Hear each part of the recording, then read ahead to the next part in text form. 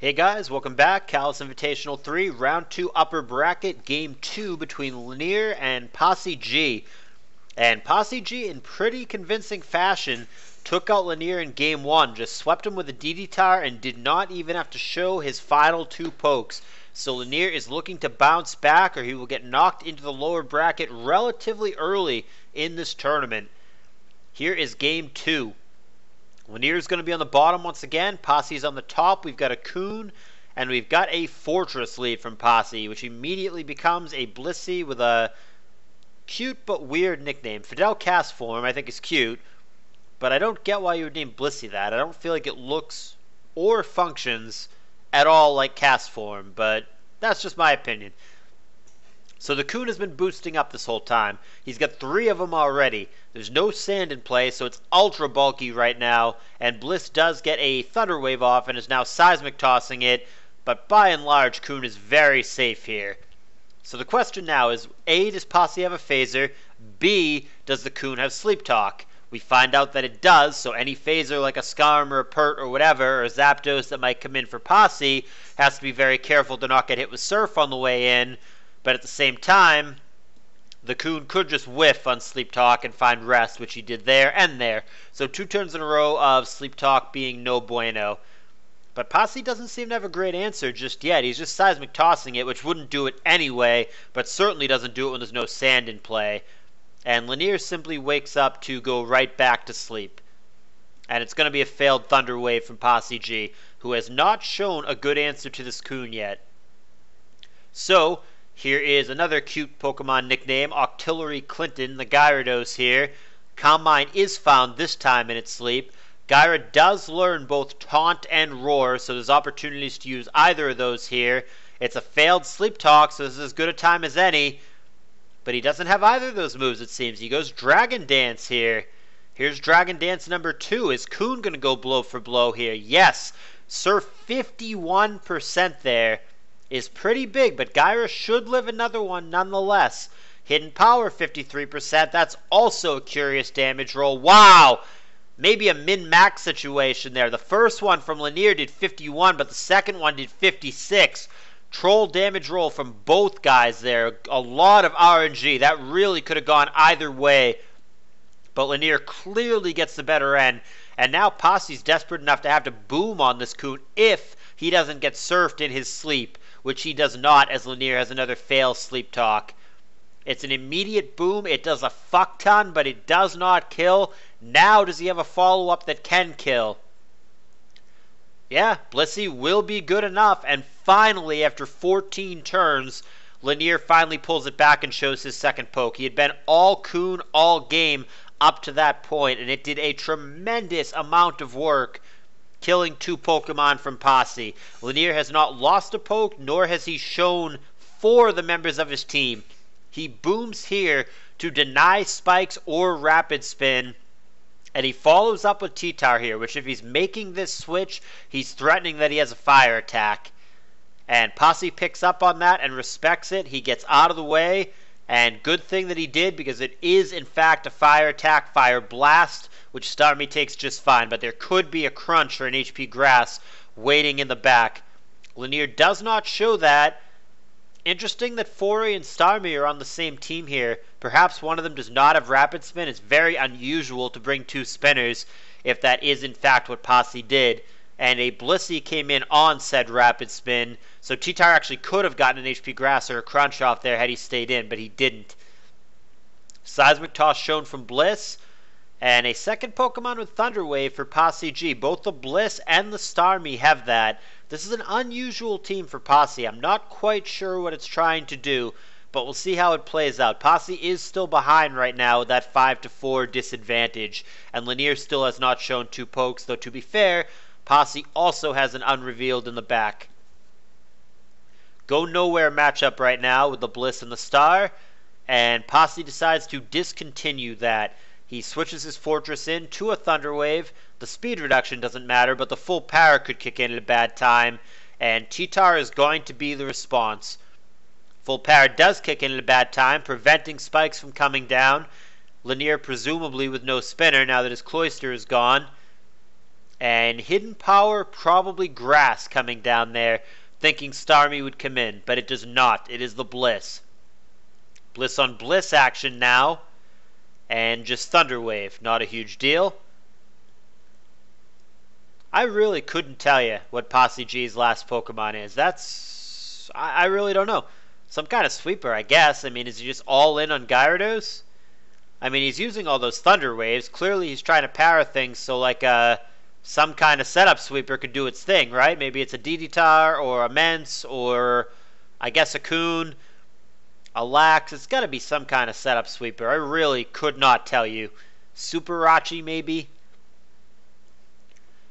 Again, Blissey switches into Tar. It has not shown any kind of physical presence. Doesn't mean he doesn't have it, but he hasn't shown it yet. It's just been Fire Blast and HP Grass. And I don't believe, yeah, he's not shown anything other than those two moves. Bliss on Bliss here. Again, just Thunder Wave. There are spikes down below Lanier's team that he cannot remove. No spikes beneath Posse's team, and Lanier presumably cannot reestablish them. He's not going to have a second spiker. And even if he did, Posse's got a spinner. But pretty safe bet that there are not going to be spikes troubling Posse this game. This matchup, like I said, is pretty go nowhere. Neither one seems to have Toxic to put any meaningful clock on the other one, so it's just a game of chicken where eventually one of them has to decide, okay, I'm done with this, I'm going to switch. Right now they're just staring each other down. They're both very healthy. Neither one remotely a threat to the other one. S-Toss is laughable against Blissey's gigantic HP pool, and now they are both paralyzed if that changes anything. See how either player wants to try to break this. They both seem committed to the nurse slap fight, which, under different circumstances, I would be down with, but this is not the kind of nurse slap fight that I enjoy. I am not getting my jollies watching this. Soft-boiled and soft-boiled. I might speed this up temporarily for the sake of getting through this part of the game. It does not seem like anything too exciting. There we go. There's a switch. We've got a Starmie, and we've got an S-Toss. So my big question, even if this draws out for a while, I ask this a lot of the time in my videos, and I feel like I'm usually pretty spot on when I ask this, but my question is, how does Posse win? I'm not saying anything is wrong with his team. He clearly had at least one win condition in the DD Gyra, but he doesn't have that anymore. So now, in the current circumstances, how does Posse win? It's definitely not any of the three Pokemon that he's currently showing. None of those are remotely close to sweepers or win conditions. Posse's not conceding either, so he obviously has to believe that he still has the possibility to win this game. So that is going to further my theory that while I do not know exactly what it is, there has just got to be some kind of sweeper in the back for Posse, and Lanier must be thinking the same thing. Lanier shows a new poke here, Metagross. Fortress gets out of the way of a possible HP Fire, and that does not come. It is Earthquake here. Meta is not gaining lefties and might be Choice Band locked on that EQ, which is fine, since Posse has not shown anything that's immune to it. And there is the knockout through the Thunder Wave. So Starmie's down, Posse down to 3 pokes, and that is not what I thought the last poke would be. It is Machamp. It could have a setup move and bulk up or what have you, but I still don't view it as a sweeper in this situation. And he does have bulk up, so he is going for the setup here, and it is dangerous, but I don't know that this is going to be enough. He got a free bulk off there. So here comes Salamence for the Intimidate, and that's going to prompt Posse out. Salamence was the last poke for Lanier that was previously unrevealed. Hidden power there is flying. Salamence does have leftovers, so it's probably just a DD set. T-Tar comes in on the Paralyzed Fori, and again full para kicks in. I don't know if Machamp can sweep here. Maybe if he catches the Mence on the way in, crits him with Rock Slide or something like that. It makes sense that he's trying so hard, Posse is, to just paralyze everything, since Lanier is just, Machamp is just slow as dirt and really benefits from going first. As it turns out, Lanier did have a physical move this whole time. He was sandbagging that Brick Break for a long time, and that's going to leave Posse in a pretty bad spot. Machamp can one-hit KO T-Tar here. T-Tar's going to stay in anyway. Fire Blast, 32%. Cross chop does connect through the imperfect accuracy. Stab fighting attack on the 4x weakness. Easily a KO there. Down goes T-Tar. But see, what does Machamp do now against an obvious incoming hidden power flying? I think the answer is not much. Here's Fori. Lanier should be smart enough to not leave it in here and get potentially blown up on, since the Fortress would survive another one, but I do not think Lanier is going to remotely allow that to happen. Here comes Meta, and there's Zap Cannon. Interesting. That would have been one way to potentially deal with the Mence, or at least give the Machamp the ability to deal with the Mence.